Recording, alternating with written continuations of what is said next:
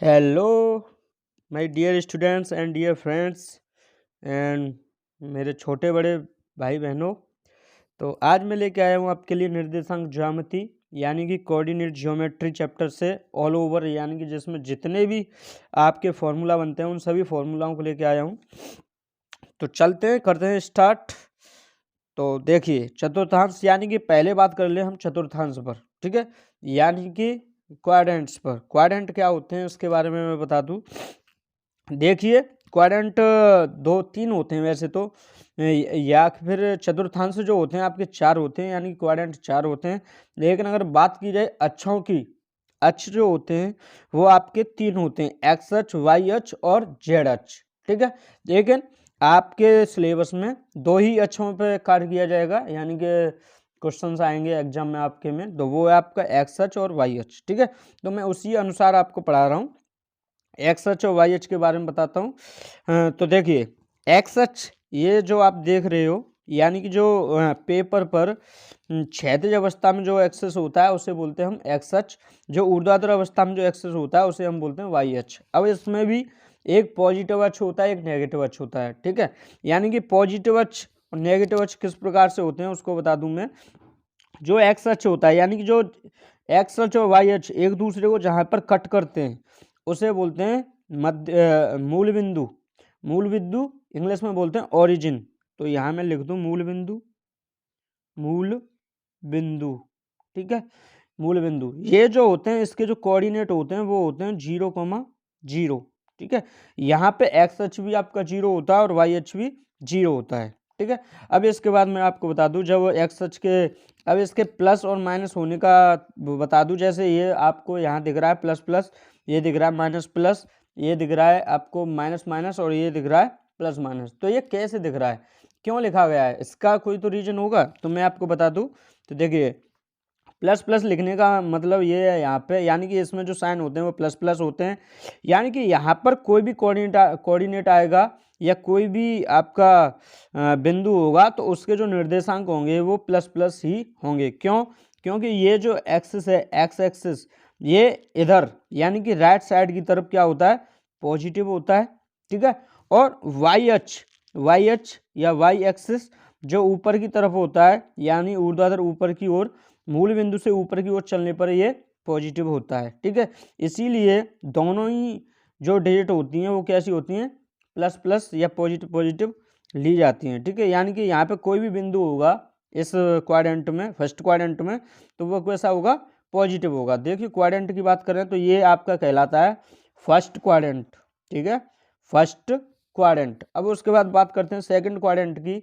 तो देखिए, second quadrant में क्या होता है, जब हम एक्स अक्ष पर मूल बिंदु के बाईं ओर चलें या लेफ्ट हैंड की ओर चलें तब ये हो जाता है आपका नेगेटिव एक्सेस, ठीक है। यानी कि इधर जो होगा ये एक्स अक्ष, ये कैसा होगा, नेगेटिव, ठीक है।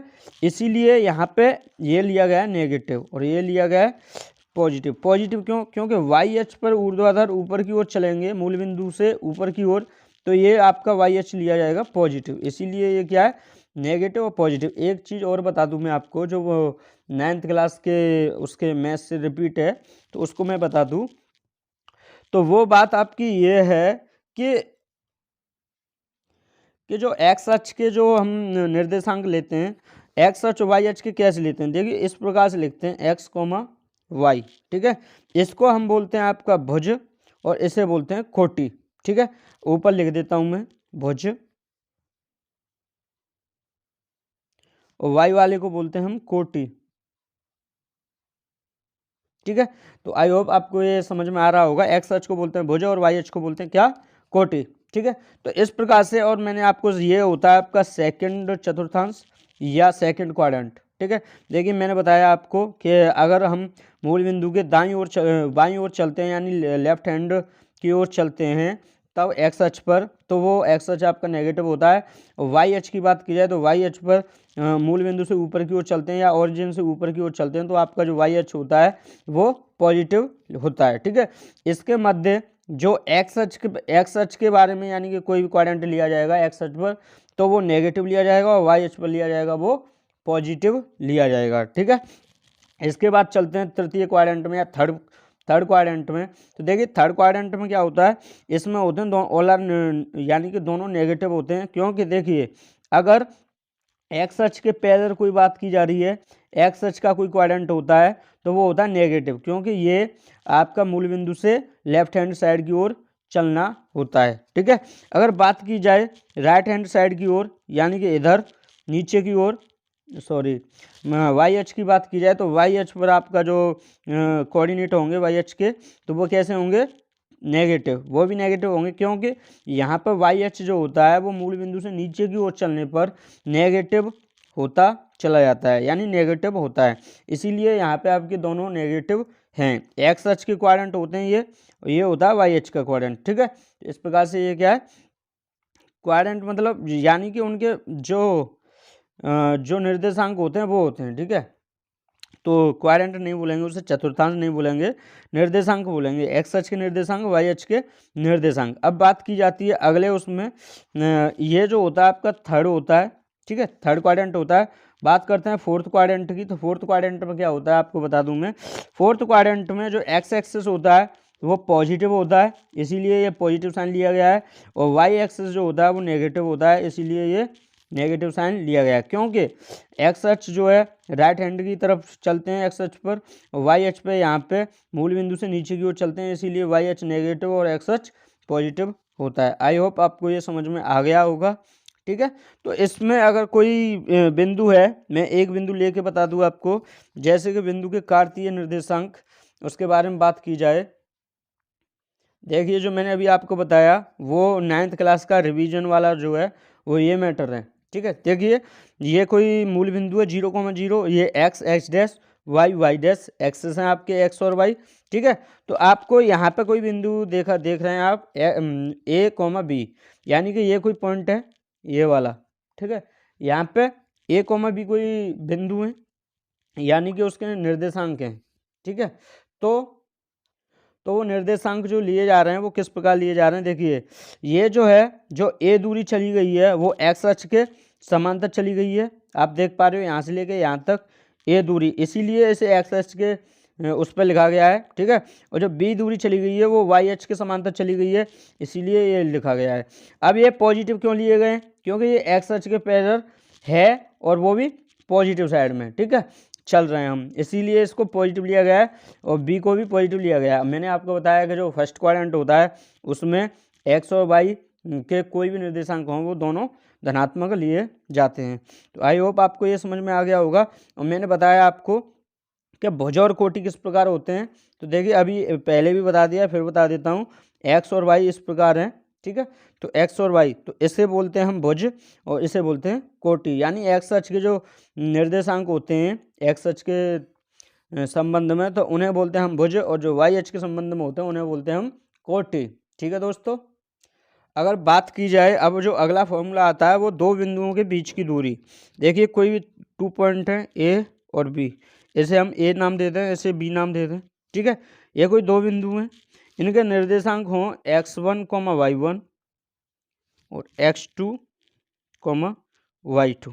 ठीक है, इस तरीके से इनके कोऑर्डिनेट हों, निर्देशांक हों, तब इनके मध्य की यानी कि इस पूरी टोटल डिस्टेंस को हम कैसे फाइंड करेंगे, how to find the total distance of between A and B. ठीक है, तो हम इसे किस प्रकार से प्राप्त करेंगे, तो उसका एक फॉर्मूला होता है दो बिंदुओं के बीच की दूरी। ये मोस्ट इंपोर्टेंट फॉर्मूला होता है, ये आपके 5-5 नंबर के क्वेश्चंस को सॉल्व कराएगा। इस फॉर्मूला के बिना आप उन क्वेश्चनों को सॉल्व नहीं कर पाओगे, तो इस बात को आप ध्यान रख लें। तो मैं इस फॉर्मूले को बताता हूँ आपको। इसके जो कोऑर्डिनेट वो निकल के आएगी टोटल डिस्टेंस, उसे हम कैपिटल डी से प्रदर्शित या स्मॉल डी से प्रदर्शित करते हैं। ठीक है, तो देखिए वो निकल के आती है x2 माइनस x1 का whole square plus y2 minus y1 का होल स्क्वायर।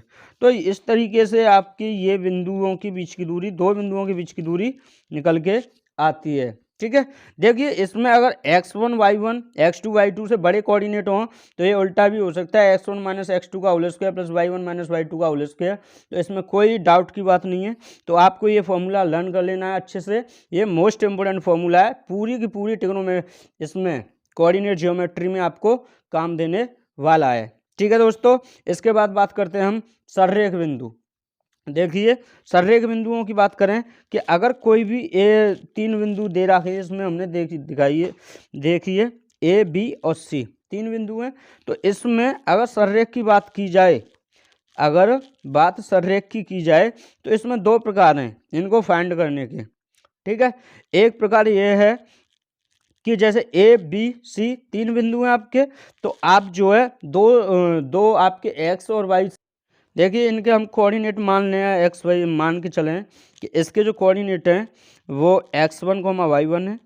ठीक है, इसके कोऑर्डिनेट आपके हैं x2 कोमा y2 और इसके हों x3 कोमा y3। ठीक है, एक तो अगर ये संरेख बिंदु हैं तो दो इसकी एक प्रॉपर्टी होती है कि AC जो है वो बराबर हो AB प्लस BC के। ठीक है, एक प्रॉपर्टी तो ये है कि जो AC है वो बराबर हो AB धन BC के, तब आप इसको सररेख बिंदु कह सकते हैं। इसके अलावा एक प्रॉपर्टी और मैं आपको बता दूं कि आप किन्हीं दो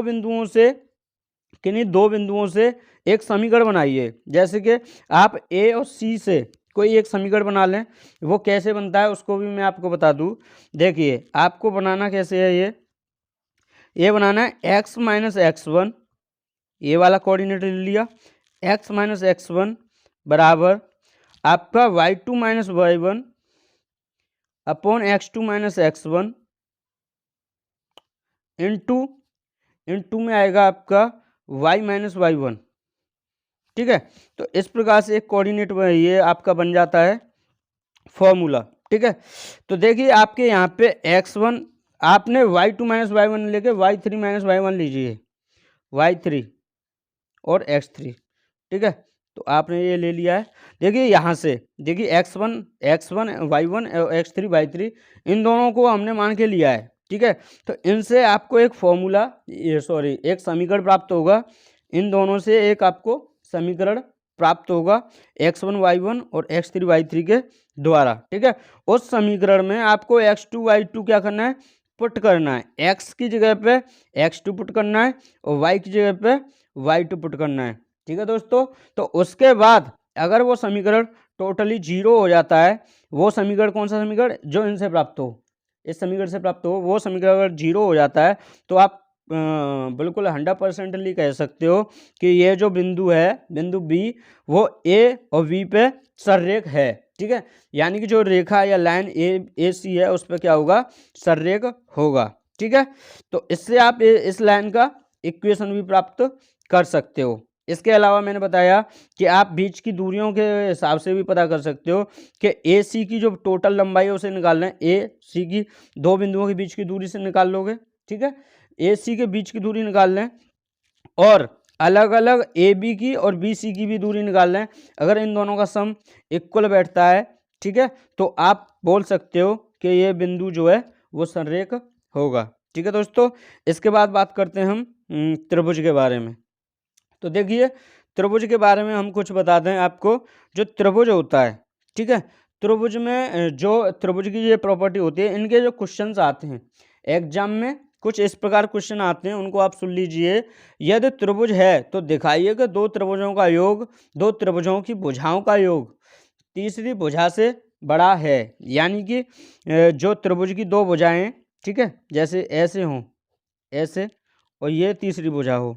ठीक है, तो इसमें ये कंडीशन होती है कि दिखाइए कि वो पूछता है कि ये अगर त्रिभुज है तो इसकी क्या प्रॉपर्टी होगी, आपको पूछ लेगा।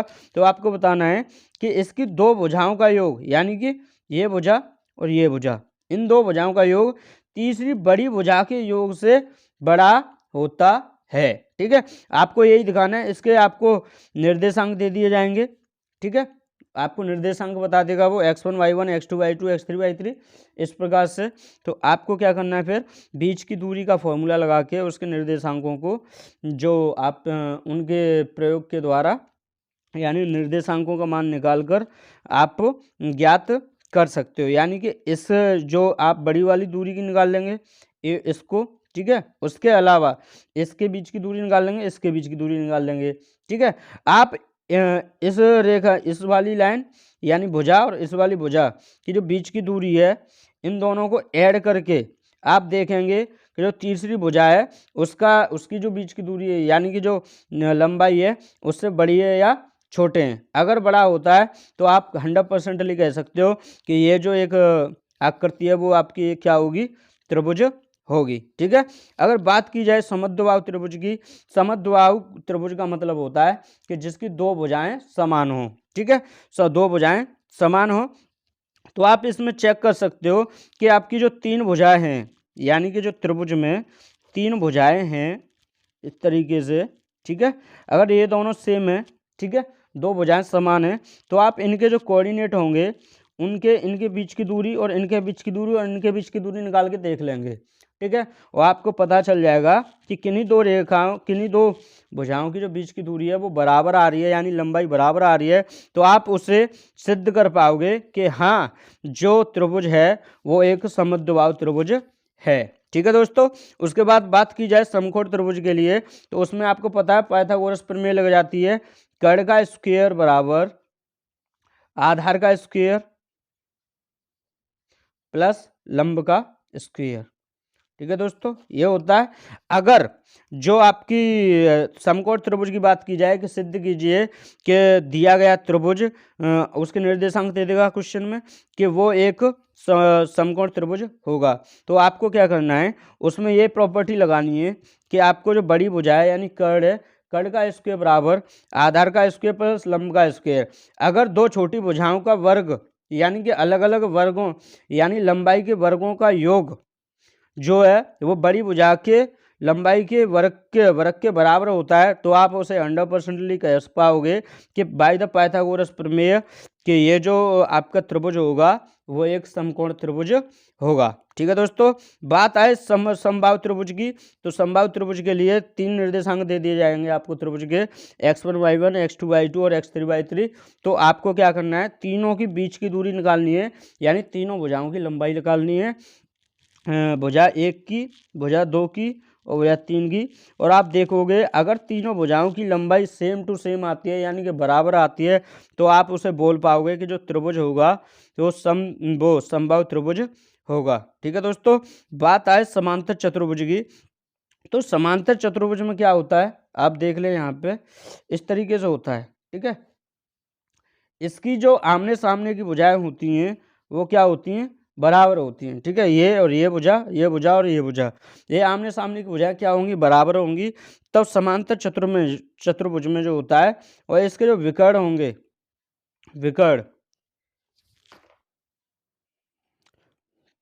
इसके जो विकर्णों की बात की जाए तो ये भी क्या होंगे, आपके बराबर होंगे। ये आपको शो करना है, आपसे वो बोलेगा कि यदि जो चतुर्भुज है वो एक समांतर चतुर्भुज है, तो दिखाइए कि इसकी चारों भुजाएं यानी आमने सामने की भुजाएं आपस में बराबर होंगी। ये चीज आपको शो करवाएगा वो। ठीक है दोस्तों, तो इसके बाद आता है आपका समचतुर्भुज। समचतुर्भुज जो होता है उसकी चारों भुजाएं क्या होती हैं, सेम होती हैं। आप यहाँ पे देख लीजिए, समचतुर्भुज जो होता है इस प्रकार से हो सकता है। ठीक है, तो इसकी चारों भुजाएं क्या होंगी, सेम, यानी कि चारों भुजाएं आपस में क्या होंगी, बराबर। समचतुर्भुज का ये मतलब होता है। तो आपको चारों भुजाओं की बीच की दूरी निकाल के देख लेनी है या चारों भुजाओं की लंबाई निकाल के देख लेनी है। तो जब जो वो प्राप्त होगी लंबाई, तो वो उससे आप ज्ञात कर पाओगे जो चतुर्भुज है वो क्या है, समचतुर्भुज है। ये सब जो बताया मैंने वो सब होगा किससे, इस फॉर्मूला से, यानी कि दो बिंदुओं के बीच की दूरी के फॉर्मूला से ही आप किसी भी त्रिभुज चतुर्भुज की लंबाई यानी किसी भी चतुर्भुज या त्रिभुज की भुजा की लंबाई को इससे आप निकाल पाओगे। दो कोऑर्डिनेट यानी कि दो निर्देशांकों के बीच की दूरी निकाल पाओगे। ठीक है, तो आप इस चीज को समझ पाए होंगे दोस्तों।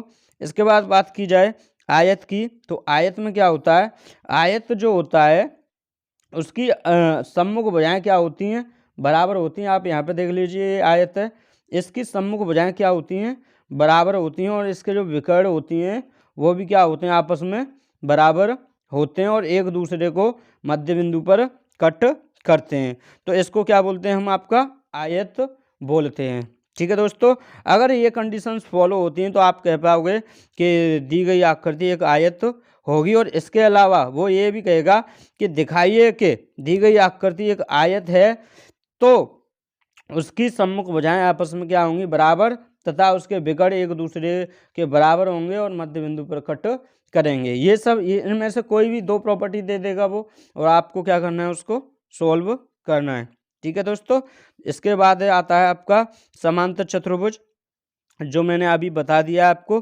अगर बात आए व्रत की, तो व्रत के लिए क्या करना है आपको, व्रत के लिए आपको देखिए, व्रत के लिए जो होता है व्रत, ये ऐसे कोई हमने व्रत बना दिया, ठीक है, इसके किसी भी बिंदु पर, यहाँ, यहाँ या यहाँ, कहीं पर भी आप देखोगे कि उस बिंदु की जो केंद्र से जो दूरी होती है, यानी डिस्टेंस होती है, distance between surface and centre, ठीक है, यानी कि जो उसकी सरफेस है, ठीक है, उससे लेके सेंटर तक की जो डिस्टेंस होगी वो तीनों बिंदुओं के लिए क्या होगी, सेम होगी, और वो उसकी त्रिज्या के बराबर होगी। ये चीज़ आपको शो करनी होगी उसमें।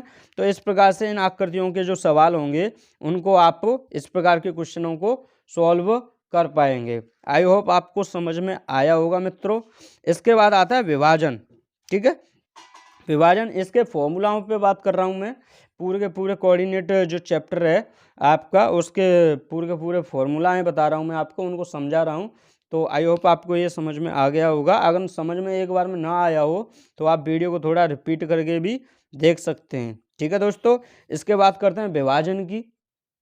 तो कोई भी लाइन है, कोई भी दो बिंदु हैं या कोई भी लाइन है, ठीक है, ये उसको कोई भी तीसरी लाइन या दूसरी लाइन कोई भी कट करती है तो वो उसे डिवाइड कर देती है, ठीक है, विभाजित कर देती है दो जगह, एक ये और एक ये, दो जगह।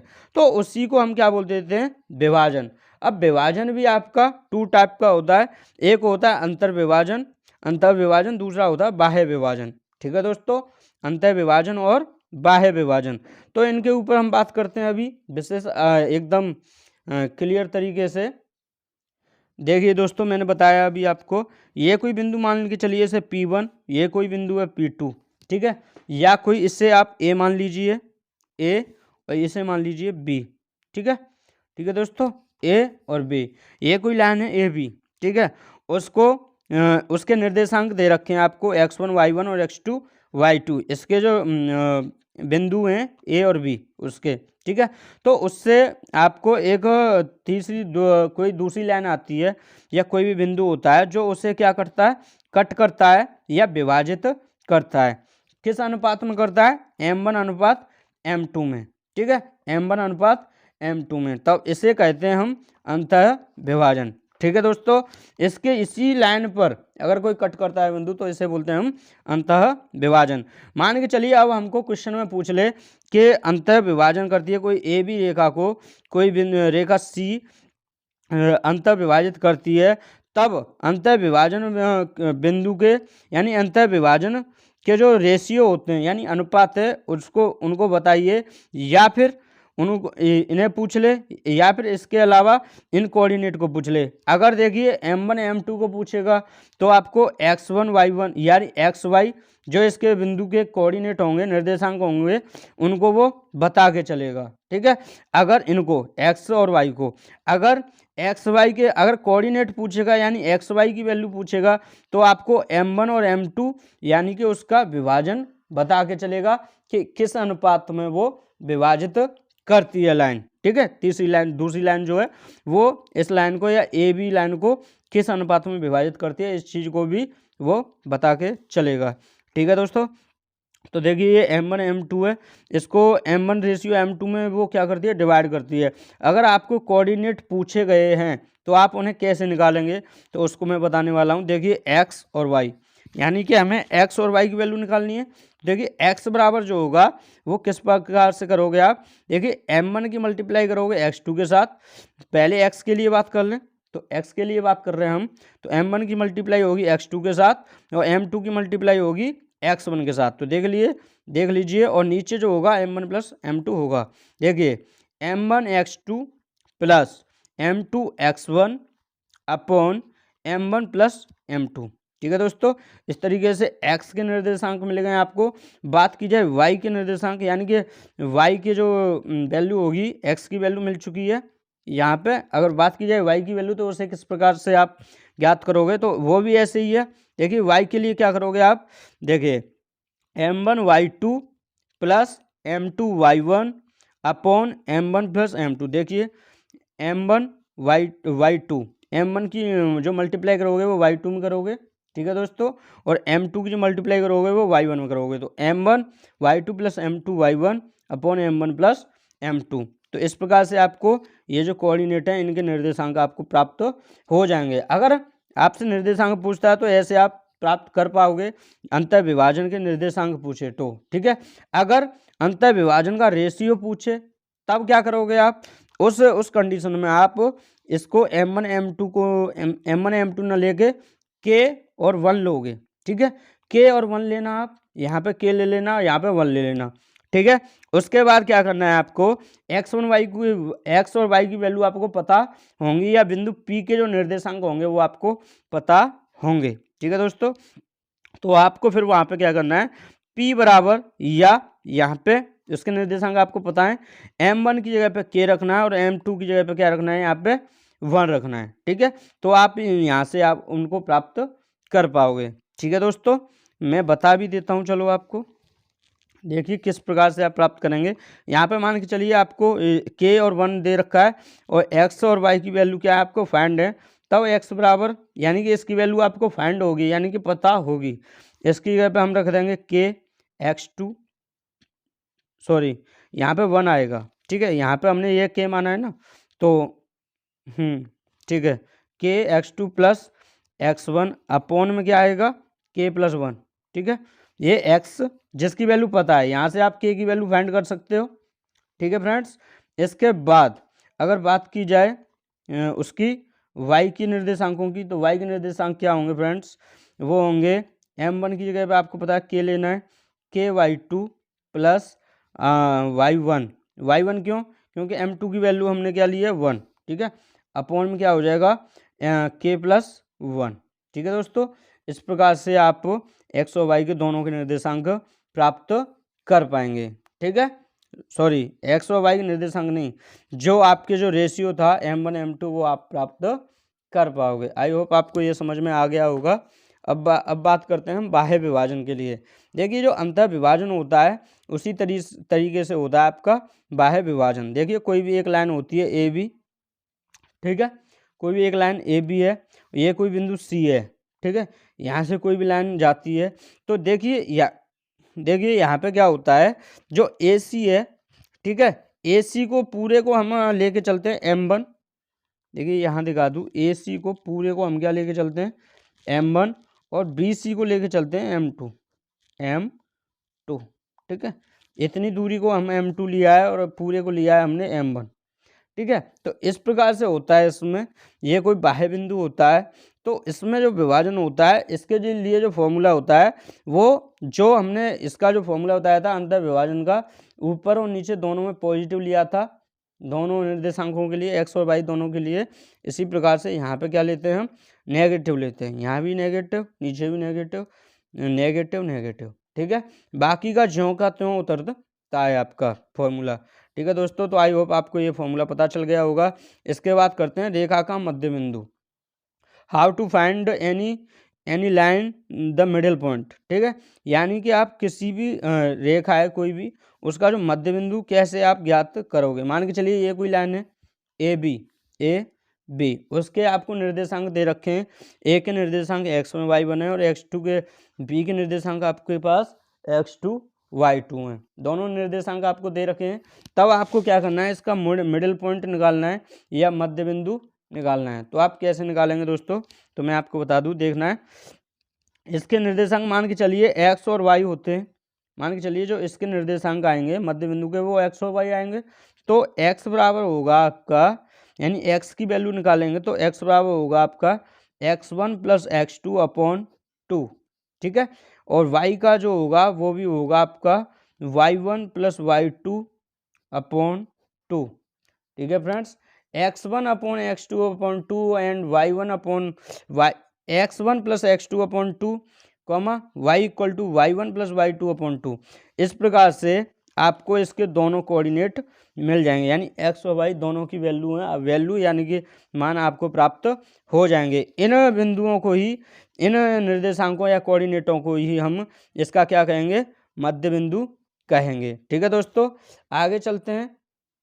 देखिए दोस्तों, अगला जो टॉपिक है, अगला जो आपका फॉर्मूला आने वाला है वो है त्रिभुज का केंद्रक। ठीक है दोस्तों, तो त्रिभुज का केंद्रक कैसे निकालोगे, how to find any triangle mid point या सेंटर। ठीक है, सेंटर कैसे निकालोगे आप किसी भी त्रिभुज का। तो देखिए ये कोई त्रिभुज है। ठीक है दोस्तों, अगर उसको ये तीनों शीर्षों, इनको हम त्रिभुज के शीर्ष बोलते हैं, इसे मान के चलिए शीर्ष ए, इसे शीर्ष बी और इसे शीर्ष सी नाम दे दिया है। ठीक है दोस्तों, तो अब हमको इनके तीनों शीर्षों की क्या निकालने हैं, इसका कोई केंद्रक निकालना है। ये केंद्रक यहाँ होगा। ठीक है, केंद्रक निकालना है तो कैसे निकालेंगे, निर्देशांक दे दिए इसके x1 y1 x2 y2, देख लीजिए दिखाई दे रहा होगा अब, x2 y2 इसके निर्देशांक है x3 y3। तीनों के निर्देशांक दे रखे हैं x1 y1 x2 y2 and x3 y3। तो आई होप आपको ये समझ में आ रहा होगा। केंद्रक को हम जी से प्रदर्शित करते हैं, त्रिभुज के केंद्रक को। तो हमें त्रिभुज के केंद्रक के मान के चलते हैं हम कि जो निर्देशांक होंगे वो x, y हैं।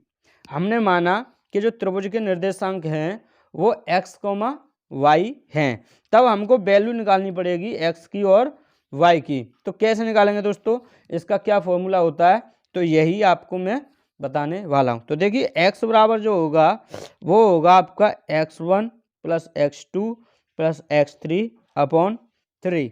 ठीक है दोस्तों, यानी x की जो वैल्यू फाइंड कर पाओगे आप वो x बराबर x1 plus x2 plus x3 upon 3, यानी कि इसका x1 plus x2 plus x3 बट्टे 3। ठीक है दोस्तों, y की बात की जाए कि y की वैल्यू कैसे फाइंड करेंगे, तो y की वैल्यू फाइंड करने के लिए आपको क्या करना है, y1 plus y2 plus y3 upon 3।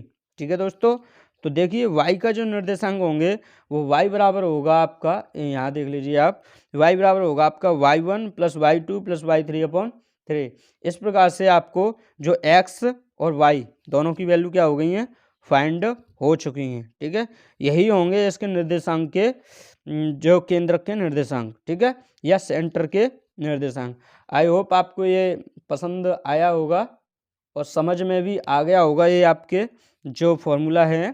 तो आगे चलते हैं। अब देखिए अगला जो बात आती है वो आती है त्रिभुज के क्षेत्रफल पर। ठीक है दोस्तों, कि त्रिभुज का क्षेत्रफल क्या होता है। देखिए अभी मैं आपको फॉर्मूला करा रहा हूँ, उसके बाद जैसे ही आपका 10th क्लास के मैथ के टोटल फॉर्मूला निकल जाएंगे, उसके बाद आपको जो कराया जाएगा वो त्रिभुज का जो इनके क्वेश्चंस भी आपको लगवाए जाएंगे दोस्तों। ठीक है, इसके बाद 11th और 12th के भी फॉर्मूला मुझे टोटल फॉर्मूला कराने हैं, तो उसके लिए पहले मैं फॉर्मूला करा रहा हूँ। उसके बाद इन सभी के क्वेश्चंस को एक एक करके एक चैप्टर के एक वीडियो में क्वेश्चंस को ख़त्म करवा दिया जाएगा। ठीक है दोस्तों, बात करते हैं त्रिभुज का क्षेत्रफल, त्रिभुज के क्षेत्रफल की। तो देखिए त्रिभुज का जो क्षेत्रफल होता है वो आपको पता है 1/2 आधार गुणा ऊंचाई होता है। ठीक है दोस्तों, 1/2 आधार गुणा ऊंचाई। लेकिन अगर इसमें बात की जा रही है कि निर्देशांक ज्योमेट्री में बात की जाती है, तो इसके 3 शीर्ष होते हैं, इसको मान लेते हैं ए, बी और सी। ठीक है दोस्तों, ए बी सी। तो ए के निर्देशांक x1 y1 दे रखे हैं, बी के निर्देशांक x2 y2 दे रखे हैं और सी के निर्देशांक आपको x3 y3 दे रखे हैं। तब आप इसका जो फॉर्मूला होता है वो क्या होता है उसके बारे में बता दूं। तो देखिए 1/2 जो होता है उस 1/2 को ज्यों का त्यों उतार लिया जाता है। ठीक है दोस्तों, उसके बाद x1 आप इसे समझ लें एक बार, x1 कोष्टक में y2 माइनस y1। याद करने का तरीका मैं बता दूं, सबसे पहले इनमें तीनों चीज़ आ जाएंगी, यानी 1 2 3 तीनों चीज़ आएंगी, और y की 2 आएंगी, x की कौन सी आएगी, 1। ठीक है दोस्तों, तो किस प्रकार से क्रम बना हुआ है, देखिए ये कोई क्रम है, 1 2 और 3। ठीक है, अगर आप 1 से स्टार्ट करते हो तो 1 के बाद 2 आएगा, 2 के बाद 3 आएगा। अगर आप 3 से स्टार्ट करते हो तो 3 के बाद आपका 1 आएगा और 1 के बाद फिर 2 आएगा। अगर आप 2 से स्टार्ट करते हो तो 2 के बाद 3 आएगा और 3 के बाद फिर आपका 1 आएगा। ठीक है दोस्तों, तो इसी प्रकार से इस फॉर्मूले को आप चुटकियों में याद कर सकते हो। देखिए यहाँ पे क्या है, हाफ, तो हाफ का हाफ यहाँ पे उतरा हुआ है। ठीक है, उसके बाद x1 यानी 1 से स्टार्ट कर रहे हैं, तो x1 देखिए x1 x2 और y2, x2 और x3 ये तीनों एक एक बार लिए जाएंगे। उसके बाद ये आपके डबल हो जाएंगे। ठीक है, y1 y2 और y3। तो देखिए x1, उसके बाद कोष्टक में y2 माइनस y3 यानी 1 2 3 हो गया ना, सीक्वेंस में चल रही है गाड़ी। x1 कोष्टक में y2 माइनस y3 प्लस अगले के लिए बात करते हैं x2। ठीक है, और ये भी सीक्वेंस देख लेना, x1 के बाद हमने क्या लिया है x2। ठीक है, x2 फिर अब 2 से स्टार्ट कर रहे हैं, तो 3 और 1, 2 के बाद 3 आता है, फिर 3 के बाद फिर 1 से स्टार्ट हो जाएगी गाड़ी। ठीक है, तो x2 इंटू कोष्टक में y3 माइनस y1, 2 के बाद 3, 3 के बाद फिर 1, x2 कोष्टक में y2 minus y3 minus y1। ठीक है, प्लस अब x3 की बात आ रही है, x3 कोष्टक में क्या आएगा, जब 3 पे गाड़ी 3 से स्टार्ट हो रही है तो 3 के बाद 1, 1 के बाद फिर 2। ठीक है, तो x3 कोष्टक में y1 माइनस y2। तो इस प्रकार से आप जो है इसको समझ गए होंगे, ट्रिक को कैसे याद करना है। तो एक बार और बता दूं मैं, हाफ कोष्टक में x1 y2 minus y3 plus x2 y3 minus y1 plus x3 कोष्टक में y1 माइनस y2। तो ये होता है आपके ट्रायंगल यानी कि त्रिभुज का क्षेत्रफल। ठीक है दोस्तों, ये आपका क्वेश्चन पूछ लिया जाता है एग्जाम में। तो ये सब जो कुछ भी मैंने बताया वो सब क्या है आपके लिए मोस्ट इम्पोर्टेंट है। देखिए तीसरा जो कंडीशन होती है, यानी कि दूसरे तरीके से अगर आपको निकालना है त्रिभुज इसका, तो देखिए इसे ऐसे मान लो x1 y1 x2 y2 y2 x3 y3। देखिए ये कोऑर्डिनेट लिख लिए मैंने इसके, यानी ए के, बी के और सी के, तीनों शीर्षों के हमने कोऑर्डिनेट लिख लिए, x1 y1 x2 y2 x3 y3। उसके बाद x1 y1 को अगेन लिख लेना है x1 y1। ठीक है, उसके बाद क्या करना है आपको, इसका मल्टीप्लाई करना है x1 का मल्टीप्लाई y2 के साथ, माइनस फिर करना है आपका x2 का y1 के साथ, फिर x3 का इसका करना है x2 का इसमें y3 में और x3 का y2 में। उसके बाद आपको करना है x3 का y1 में और x1 का y3 में। ठीक है, तो इस प्रकार से भी आपको क्या प्राप्त हो जाएगा, इसका जो त्रिभुज का जो एरिया होगा वो आपको प्राप्त हो जाएगा। ठीक है दोस्तों, तो एक ये नेक्स्ट तरीका है, इसको मैं आपको बता दूं डिटेल में, तो 1 मिनट रुकिए। तो देखिए दोस्तों, उस तरीके को मैं आपको बता दूं, तो देखिए ये कोई x1 y1 x2 y2 और x3 y3 और दोबारा हमने उतार लिया x1 y1। हमने बताया x1 की मल्टीप्लाई x2 के साथ और इसकी x2 की y1 के साथ, x2 की फिर y3 के साथ और x3 की इसके साथ y2 के साथ, फिर x3 की y1 के साथ x1 की y3 के साथ। देखिए मैं आपको इसको टोटली करके बता देता हूँ, ज़्यादा चिंता करने की जरूरत नहीं है। देखो x1 की y2 के साथ करेंगे x1, और इस पूरे के बाहर 1/2 से और मल्टीप्लाई करनी होगी आपको, जैसे कि वहाँ पे होता है, आप यहाँ पे 1/2 से मल्टीप्लाई कर लेंगे। उसके बाद x1 y2 minus x2 y1। ठीक है, x2 y1 प्लस उसके बाद इसकी बात होगी, ये दोनों ये पूरा हो गया, इसके बाद इसका। ठीक है, तो x2 y3 और x3 y2 minus x3 y2 plus उसके बाद लेना है हमको ये वाला, देखिए x3 y1 minus x1 y3। तो देखिए इस प्रकार से जो आपको ये फॉर्मूला मिलेगा, ये भी आपके त्रिभुज का क्षेत्रफल निकलेगा। इससे भी आपका क्या निकलेगा, त्रिभुज का क्षेत्रफल। आप इसमें ऐसा भी कर सकते हो 1/2, थोड़ा और क्लासीफाई करें तो प्लस प्लस वाले एक साथ ले लें और माइनस माइनस वाले भी एक साथ ले लें। x1 y2 plus x2 y3 plus x3 y1, एक कोष्टक में ये आ जाएंगे, x1 y2 plus x2 y3 plus x3 y1 plus minus whole minus क्या आ जाएगा, ये वाला x2 y1 माइनस, इसके बाद प्लस, देखिए माइनस पूरे में से कॉमन ले लिया हमने तो पीछे इसमें पूरा हो जाएगा प्लस, माइनस कॉमन ले लिया तो ये देखिए ये क्या था x2y1 plus x3y2 plus x1y3। ठीक है फ्रेंड्स, तो इस तरीके से ये भी हो जाएगा। ठीक है, तो आप ये देख पा रहे हो कि इस तरीके से ये भी जो फॉर्मूला होगा आपका, एक ये भी किसका होगा, आपके त्रिभुज के क्षेत्रफल का। ठीक है दोस्तों, आई होप आपका ये क्लियर हो चुका होगा।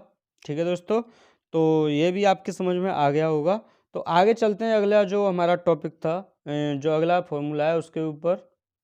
देखिए दोस्तों, अगर अगला जो आपका फॉर्मूला है वो ये है, यदि बिंदु सररेख होंगे तब, यदि आपको 3 बिंदु दे दिए जाएं x1 y1 x2 y2 और x3 y3, और वो ये कहे कि ज्ञात कीजिए या चेक कीजिए कि जो 3 बिंदु दे रखे हैं आपको x1 y1, जैसे ये है x1 y1 x2 y2 x3 y3, ये सररेख है या नहीं है।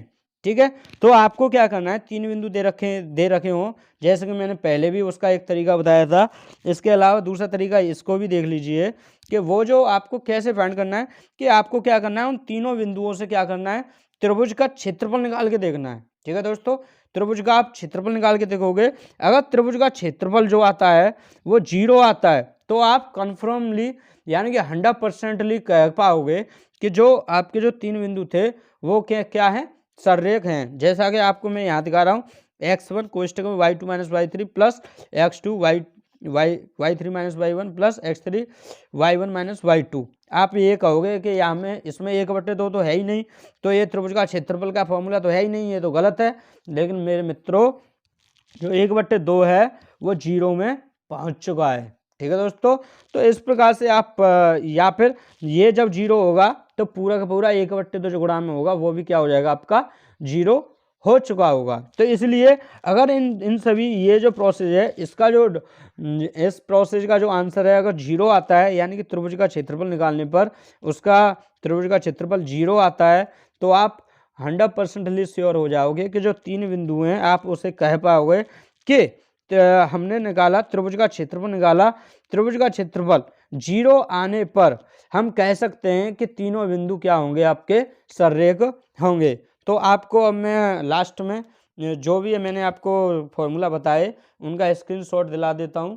तो 1 मिनट रुकना, सभी ले लीजिए स्क्रीनशॉट, आप ले सकते हैं सभी। देखिए आपका जो ये बिंदु था चतुर्थांश था, उसका स्क्रीनशॉट ले लिया होगा। उसके बाद है आपका बिंदु के कार्तीय निर्देशांक, उसका भी आपको स्क्रीनशॉट लेना है, तो स्क्रीनशॉट आपने ले लिया होगा। इसके बाद है आपका 2 बिंदुओं के बीच की दूरी, तो इसका भी स्क्रीनशॉट आपने ले लिया होगा। स्क्रीनशॉट लेने के बाद आपको क्या करना है, इनको लिखना है अपनी नोटबुक में। ठीक है, जिससे कि आप इसे कर सको बाद में। सररेख बिंदु के लिए भी आपने स्क्रीनशॉट ले लिया होगा। सररेख बिंदु वाले में ये पूरा करना है इतना। ठीक है, इतना, इससे भी आप क्या कर सकते हो, पता कर सकते हो। अगर सररेख बिंदु में आपको x1 y1 और x3 y3 न दे रखे हो, कोई समीकरण दे रखा हो x और y में, ठीक है, कोई इक्वेशन दे रखी हो, तो उसमें अगर आपको कोई निर्देशांक दे दे x2 y2, तो वो जो निर्देशांक हैं वो आपको उस समीकरण में रख के देखने हैं। अगर वो पूरा समीकरण 0 हो जाता है तो आपका वो जो निर्देशांक थे, यानी कि जो तीसरा बिंदु यानी उस तीसरे बिंदु के जो निर्देशांक थे वो उस समीकरण को संतुष्ट करता है यानी 0 कर देता है, तब आप उसे कह पाओगे कि जो निर्देशांक थे वो इसी समीकरण में बिलोंग करते हैं। ठीक है, या तीनों बिंदु क्या होंगे, फिर सररेख होंगे। ठीक है, इसके बाद है आपका ये चतुर्भुज त्रिभुज, इनके बारे में आप देख पा रहे होंगे। इसका भी स्क्रीनशॉट ले लें सभी, थोड़ा और ऊपर कर दूंगा, चलो यहीं से ले लो ये। ठीक है, विभाजन वाला स्क्रीनशॉट ले लें सभी। मैंने ये भी बताया था कि अंतर विभाजन और बाह्य विभाजन में थोड़ा सा अंतर होता है, प्लस माइनस वाला, तो उसे आप सभी लर्न कर लें, याद कर लें। ठीक है, फॉर्मूलाओं में इसका जो फॉर्मूला है, और बाह्य विभाजन वाले के भी अब स्क्रीनशॉट ले लें, इनमें बस माइनस हो जाता है। ठीक है, इसके बाद है रेखा का मध्य बिंदु निकालना। तो ये बताया था x बराबर x1 प्लस x2 y बराबर y1 प्लस y2 अपॉन 2, ये भी अपॉन 2। तो ये इसका भी स्क्रीनशॉट ले लें आप सभी। इसके बाद है त्रिभुज के केंद्रक का। तो त्रिभुज के केंद्रक का भी आप फॉर्मूला देख पा रहे हो कि हमने कैसे निकाला था त्रिभुज का केंद्रक। तो इसका भी स्क्रीनशॉट ले लें। इसके बाद लास्ट में आपका था त्रिभुज का क्षेत्रफल। तो इसका फॉर्मूला मैंने बता दिया, समझाया है आपको। तो इस तरीके से आप इसका स्क्रीनशॉट ले सकते हैं। उसके बाद है ये वाला जो तरीका था, ठीक है, इसका भी स्क्रीनशॉट ले लें। उसके बाद ये है जब बिंदु सररेख होंगे तब, ठीक है। तो सररेख होंगे जब त्रिभुज का जो क्षेत्रफल होगा, टोटल क्षेत्रफल, वो क्या हो जाएगा 0, ठीक है। अगर कोई 3 बिंदु हैं और वो क्या हो सररेख होंगे तब, ठीक है दोस्तों। तो मिलते हैं अगली वीडियो में। थोड़ा एक और रह गया है, उसको स्क्रीनशॉट दिला दूँ आपका, इसको भी देख लें थोड़ा, इसका भी स्क्रीनशॉट ले लें। तो आपका ये चैप्टर अब क्लियर हो चुका है। मिलते हैं अगले वीडियो में और उसमें आपका कोई न्यू चैप्टर क्लियर कराया जाएगा, और कोई शॉर्ट वीडियो यानी कि छोटी वीडियो भी आ सकती है जिसमें आपको कुछ अच्छी बातें, कुछ अच्छी चीज़ मैथ में बता दी जाए, ठीक है दोस्तों। तो मिलते हैं अगली वीडियो में, जब तक के लिए जय हिंद जय भारत। और आप सभी दोस्तों को 26 जनवरी की बहुत बहुत बधाई।